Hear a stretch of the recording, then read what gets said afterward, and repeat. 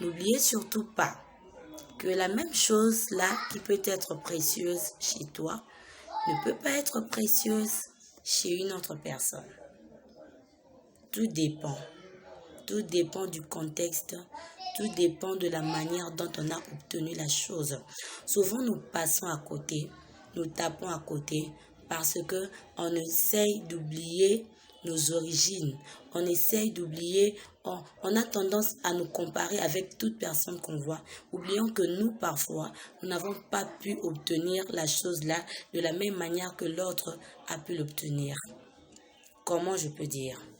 Toi qui as tant souffert pour avoir une chose et la personne qui l'a obtenue gratuitement.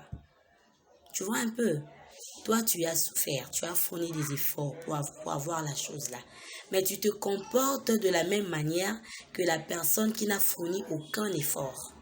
Pour toi la chose est précieuse parce que tu connais la valeur.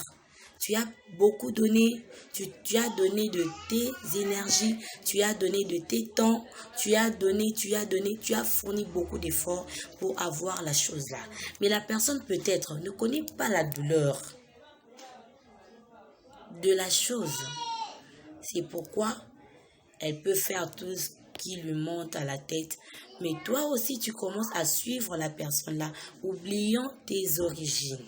C'est pourquoi je voulais insister sur ce point.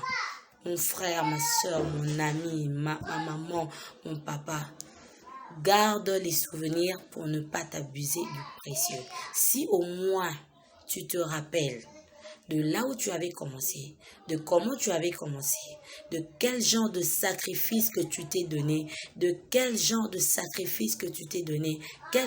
de peine que tu as subi, pour obtenir ce que tu possèdes maintenant. Tu ne vas pas faire de n'importe quoi. Tu ne vas pas faire tout ce que les autres font. Tu ne vas pas te comporter de la même manière que la personne qui ne connaît pas la douleur de la chose là. N'oublions pas nos origines.